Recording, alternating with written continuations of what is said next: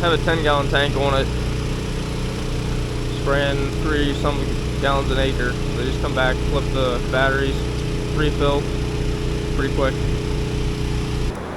Got hoof trimming day today, sorting some cows out for that. Trimming 38 cows today, which might be a record. But got a lot of cows to dry off soon, so we always trim them right before we dry them off.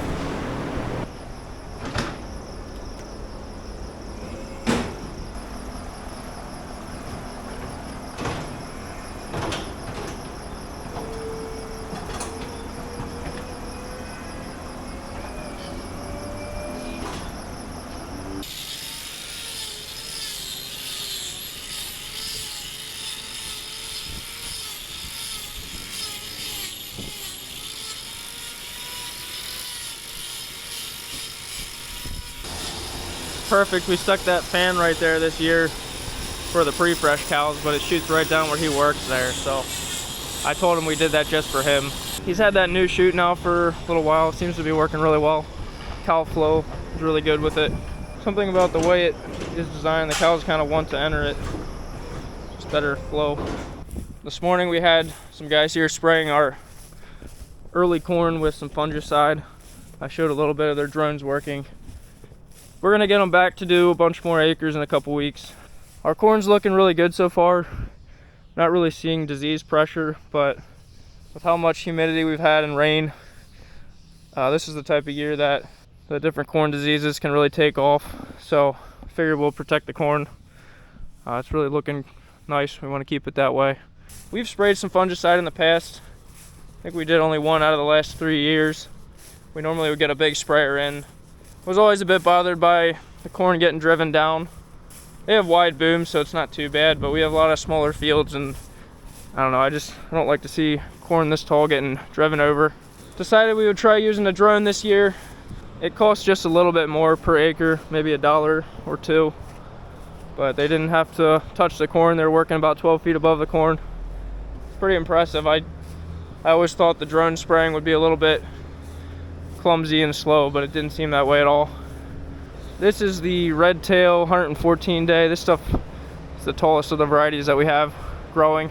They sprayed 45 acres this morning. Took them an hour and a half from when they pulled in the driveway till when they left. If they had bigger chunks of acres, they could cover a lot more ground pretty quickly. Just talking to him a bit about how the feet are looking. Last month we had a lot of digital dermatitis he was finding. We run the foot bath to prevent that. But what we were doing wasn't doing enough, so we stepped it up. We were running the foot bath 5 days a week the last month here, running about 4% formaldehyde bath 5 days a week. The hope was that we'd see nothing here today, but he's still finding some warts. It's not as bad as it was last month. It's a lot better, so that's good. But try bumping it up to more like 5%. I don't want to go too hot. Digital dermatitis, it's preventable, so it's one of those foot diseases that we shouldn't really have if we're managing well. So this is our foot bath they run through. We set this barrel up outside. This is formaldehyde. The hose coming through, so we just pump it. 8 pumps is a gallon, so it's pretty nice. You don't really have to work with the formaldehyde. You're just standing outside. We kind of always wanted to avoid formaldehyde because it can be dangerous to work with. This way it's really not dangerous. The nice thing is, once it's in the pit, there's actually no environmental impact. It'll break down. It's not something that's going to hurt your fields or anything, whereas copper sulfate is something that's going to stay in your soil. Digital dermatitis is a disease that gets spread through the manure. Certain cows carry it, and then it can pass on. And the cleaner your barn is, the less chance they have of getting it. Now, we have the slatted floors, which the nice thing with these is there's no slop. You know, any urine or water anywhere is just going to drain right away. But you always have a little bit of manure on the surface. You know, since they're not wet, they're fairly dry. You kind of get, oh, there we go. You kind of get a little layer of manure right on the back of the foot. I think that's enough just to make it a little harder to keep those feet healthy. Just have to make sure we're running a good enough bath.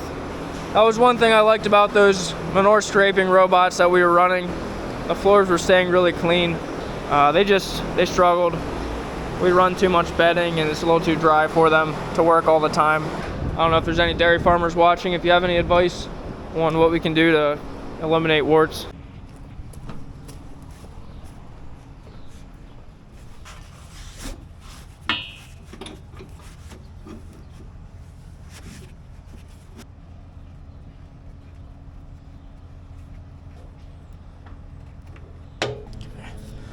I want to grease this thing, and then once the booms are down, check the oil. Had a slow leak in one of these hoses, just rubbed here. Put a protector up through now, that shouldn't happen again.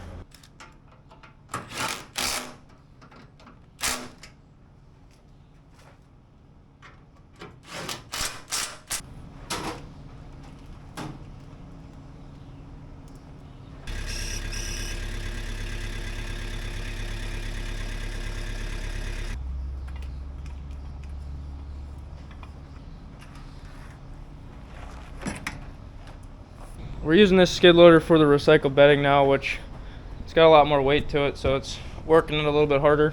In some ways it'd be nice to use the bigger skid loader for bedding, but this machine does a lot better job fitting around the corners than our freestall, so I still think it's worth keeping around for bedding. I think this machine is 55 horsepower and it's not incredibly heavy, so we put that big shavings bucket on it and fill it with recycled bedding. With all that moisture in it, you're definitely pushing the limit. We get that Kubota skid loader inside the freestall with that bucket, you can hardly drive around with it without hitting stuff. It's kind of handy to have the big shavings bucket always hooked onto a skid loader, so we don't have to be switching that bucket on and off multiple times a day.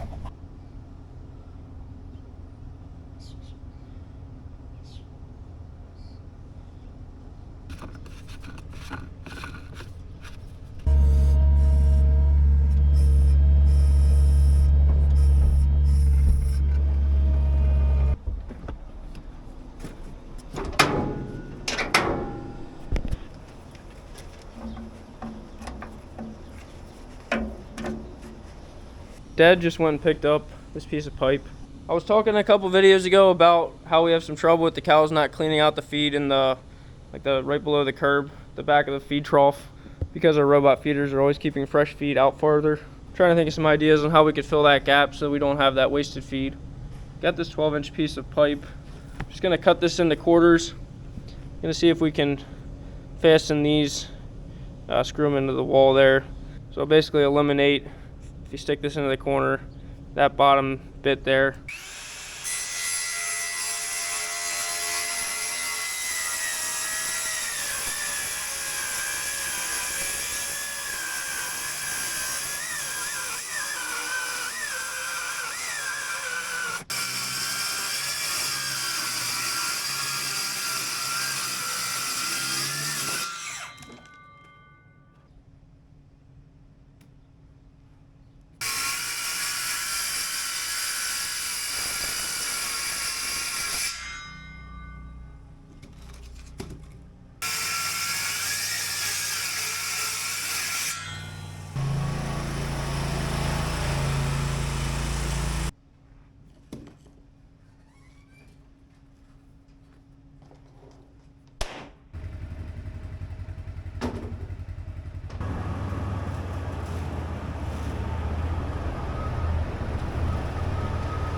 We have issues in these feed troughs.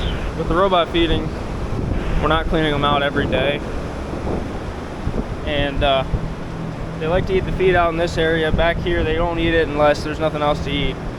So you kind of get feed that builds up, doesn't get touched there for a couple days. We just cleaned this pen out this morning. But we're thinking if we can fill this corner in, maybe they'll lick that pipe clean and won't have that bit of feed sitting there. So we're not going to do the whole pen. One 8-foot piece of pipe that we cut into 4, so it'll be 30 feet or so of the pen we'll try.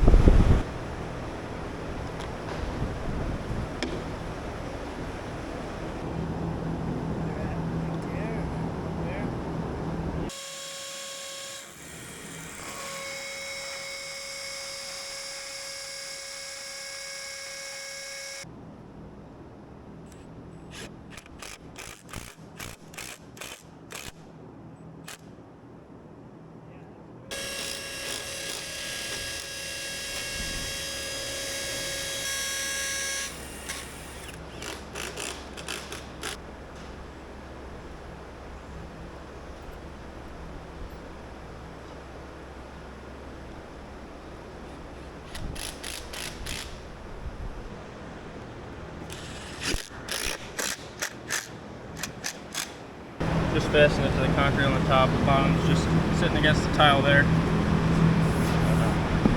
It's a nice smooth surface. We have this edge. I don't think that'll bother them too much. We'll see if that eliminates enough of the corner to make a difference. It's an inexpensive solution if it works. Hey guys, so it's the next day, Friday the 18th of July. I finished spraying our soybeans a week ago today, so I should be done with the sprayer, at least for the corn and soybeans. Might want to use it some in the fall.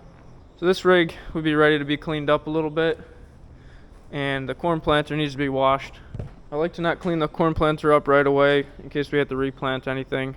Mid-July now, so it's time to get it done. I don't like the fertilizer kind of caused some rust on these things. It's not the best.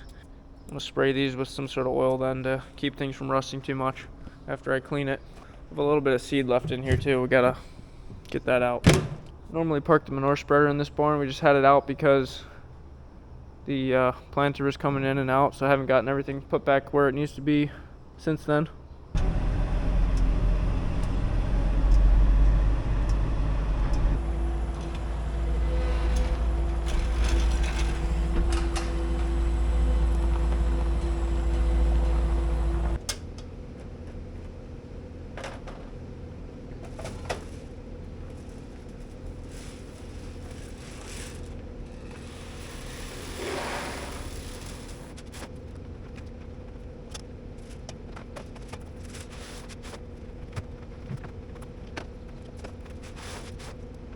Ready to clean this up.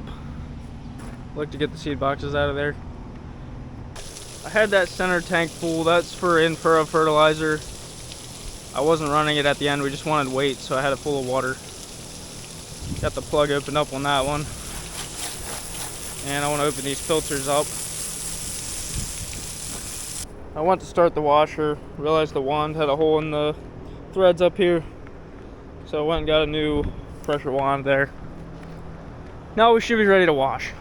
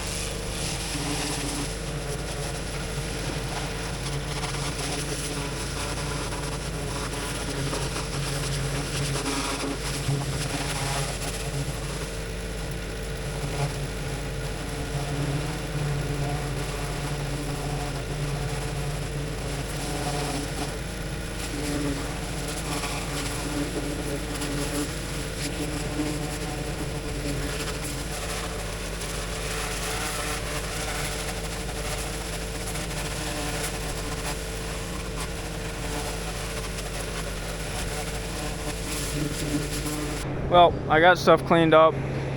Trying to do the skid loader and then my pressure washer started sputtering. Yesterday I was having trouble with the lawnmower doing the same thing. And I think there's something up with our fuel. Might be water in our gas tank or something, because it's a strange coincidence that 2 different gas engines don't work properly in a row. I'm gonna pull the planter over to the shop again. We'll put the boxes back on. I wanna oil all the chains and grease it. Try to keep it from rusting over the winter.